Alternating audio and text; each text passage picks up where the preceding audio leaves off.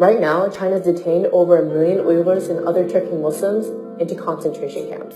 They are forced to denounce Islam, adopt atheism, and pledge allegiance to the Chinese state. They would spend hours on end chanting in their crowded cells, "There is no such thing as religion," or "All hail the Chinese state," or "All hail Chinese President Xi Jinping." And if the detainees disobey, or if there's any type of resistance, there is torture being used. Nails are being pulled out, teeth are being pulled out. They're using snakes to interrogate. People are being beaten until they're dead. They're being sterilized, a method used in genocide. They're forced to sit on what's called a tiger chair, where they're clamped down on this chair for hours on end, oftentimes in solitary confinement. People are being sent to these camps for random reasons. One of them could easily be you are in contact with someone abroad. You have a family member abroad. You engage in religion. So if you pray, if you mention the word God in your speech, if you fast, any type of indication that you are practicing religion, that is enough for you to be sent to the camps. And thousands of people have actually been transferred from these camps to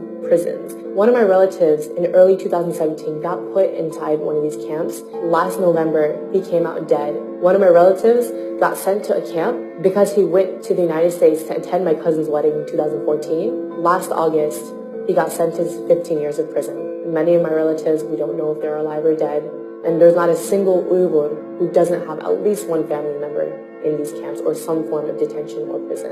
The worst part is when someone dies, their bodies are not taken to their families, but rather the bodies are cremated. And that's another way for China to hide the evidence of bodies coming out of these camps. And it doesn't give us a clear idea of how many people are dying. All of this stuff is happening in secret. The children of these detainees have been sent to state-run orphanages and boarding schools where they are taught to hate their own religion, identity, and are forced to speak Chinese, are subject to abuse and torture. The parents don't know where their kids are. Most towns and villages in East Turkestan are almost empty.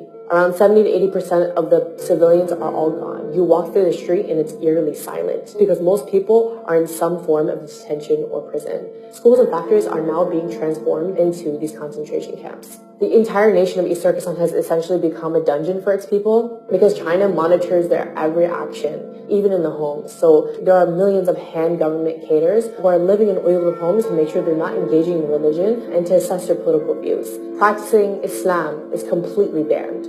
So for me to even say something like, "Oh, I'll see you tomorrow, God willing," is prohibited because you said the word God. Even having an Islamic name is a crime. So you have to change your name from a name like Muhammad or Fatima to an ethnic Han name. Thousands of Uyghur women are also forced to marry ethnic Han Chinese men. And this is another way to get rid of the next generation of Uyghurs. So why is China cracking down on Uyghurs and Turkic Muslims specifically? East Turkestan is really rich in minerals and resources, so by putting people into camps and basically carrying out an ethnic cleansing, China is attempting to maintain tight control over the mineral-rich land. You might wonder why the world has been really silent about this whole issue, and it's because of a few reasons. Number one, China has tightly controlled its media, so a lot of what's happening can't really be revealed outside to the rest of the world. Number two, even when people know about it, or even when governments know about it, they are forced to remain silent due to Chinese pressure and their economic and strategic ties to the country. So the question is, what can you do?